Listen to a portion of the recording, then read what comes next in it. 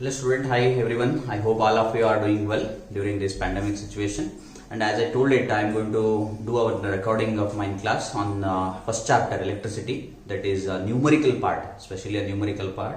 Majority of the student asked me, sir, we want one video link on the numericals of first chapter electricity. So today I am going to record my class, children. I hope everyone are going to utilize properly this one, and also I request everyone you to subscribe my channel as well as like my video and share the video. So if you want to comment also, you can comment also on this video, children. So let us go with the first chapter electricity, the first problem or first numerical. Each and every numerical we will discuss, children, from this first chapter. I mean, even it might be a worked example or it might be exercise part, whichever the numerics are there in this chapter. So every numerical part we will discuss it. Before I discuss it numericals, first I want to convey you.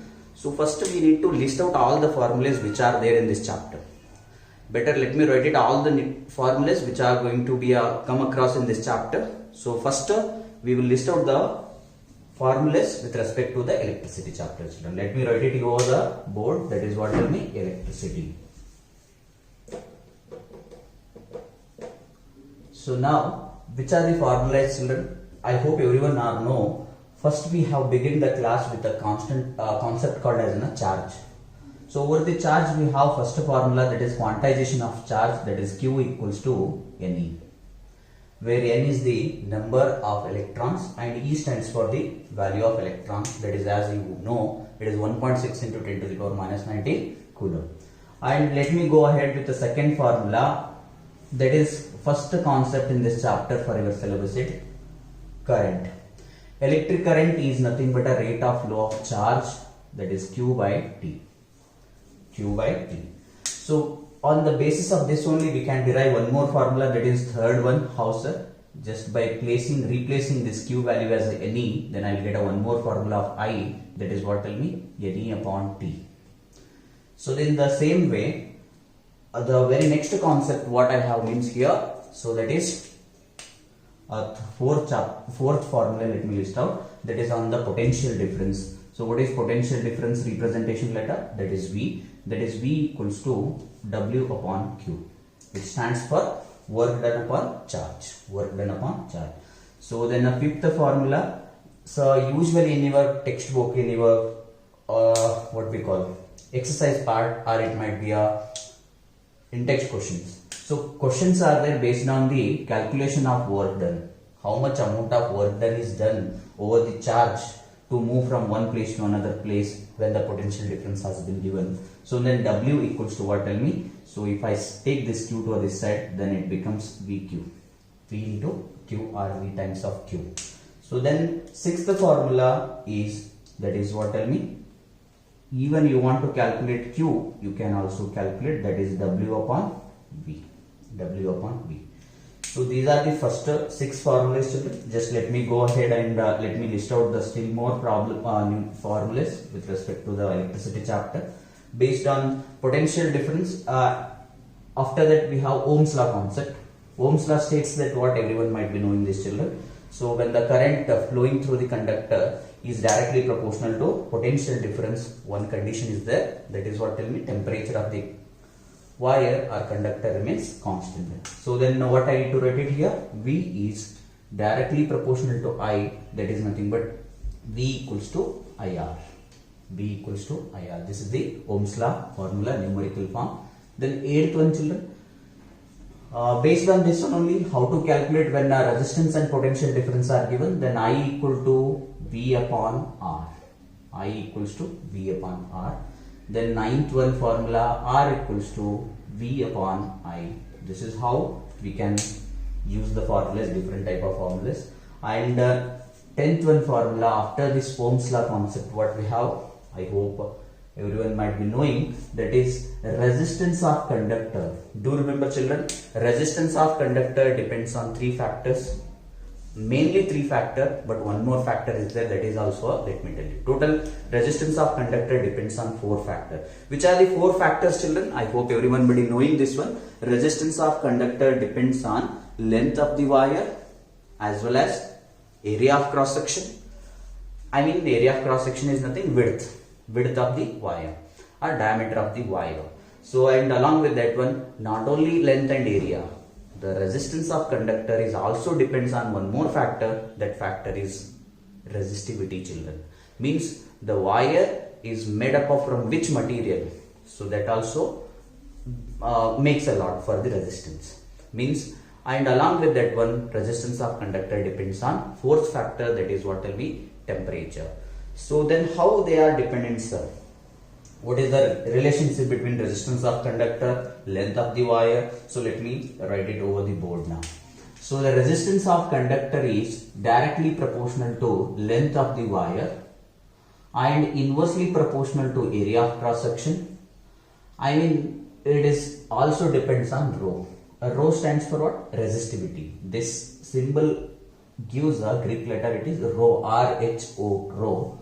So means resistance formula is rho into L upon A. Then 11th one, even sometimes he tells us to calculate the resistivity, nature of the material. For example, copper resistivity, how much internally it has to resist the flow of current or flow of electron. So that also to be calculated. Rho is equal to, then take this A to the LHS side, then it becomes R into A upon L. R into A upon L. So these are the formulas, or even sometimes they may ask us to calculate length also. In that case, length becomes, how will, just by transposing the terms, we will get the formula of length of the conductor, how to calculate it. So keep it length L here itself, right? Then this rho will be coming in the downward, I mean in the denominator part, and R into A by rho. R into A upon rho. So like this we will calculate, or even you can go with the area also. How we will get area, sir? That is 13th formula. Area formula will be when the length, resistivity and resistance has been given. In that case, how to calculate A means, just you see it, children, here. Here A is there, let it be remain on the RHS side only. Take rho into L upon R. So this is the formula what exactly to calculate the area of cross section of the wire. So then let me list out the another 3 to 4 formulas are there. That is which one, tell me? A 14th one, that is based on resistance of conductor when they are connected in a series, when they are connected in a parallel. How many combinations are there? Means mainly 2 combinations are there. Resistors are connected in series combination and one more is parallel combination. So before and one more will be there, that is what I mean mixed combination. Means sometimes some of the resistors are connected in series and some of the resistors are connected in parallel. So that is what we call mixed combination, we will call it. Means series and parallel combination, mixed it is. So let me go ahead now and list out the formulas. When resistors are connected in series, then what is the formula, sir? That is R1 plus R2 plus R3, so on up to.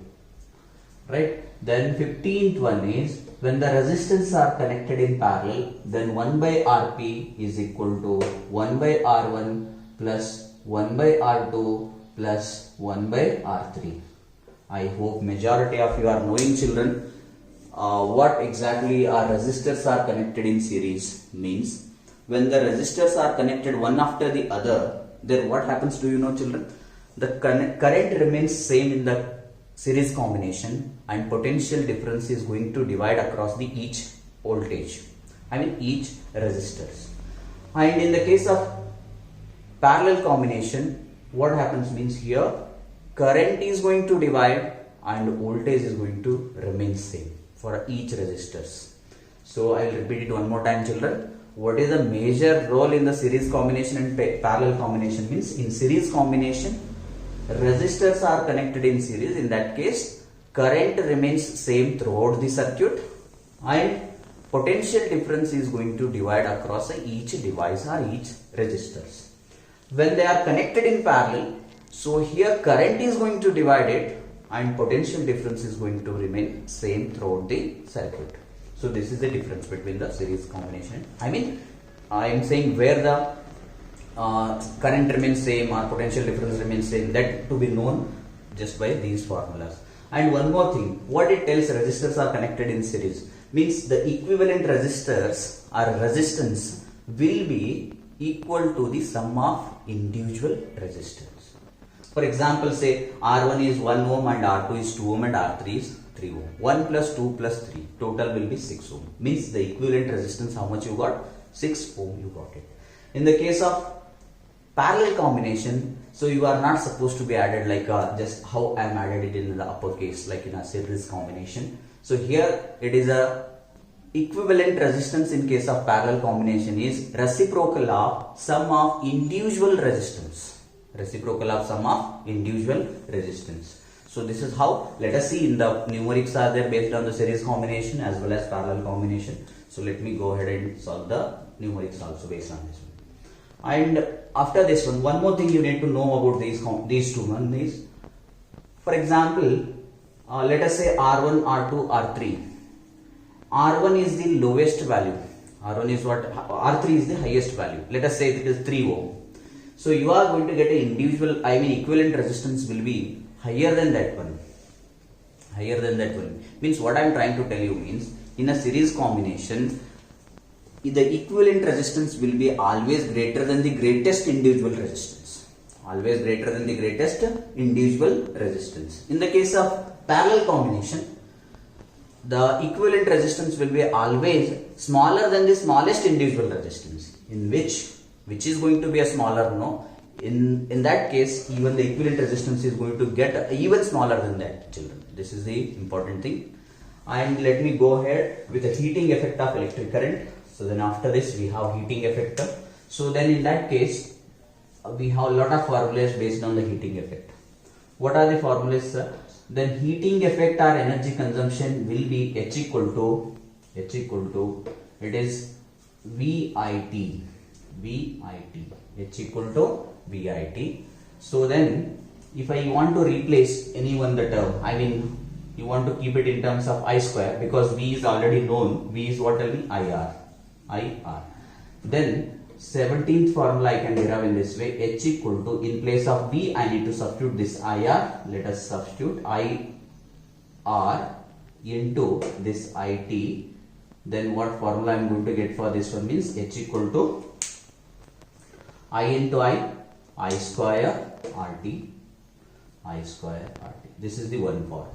Then 18th one, in the case of, if you want to replace this I, or else in this case itself, I, you want to remove it.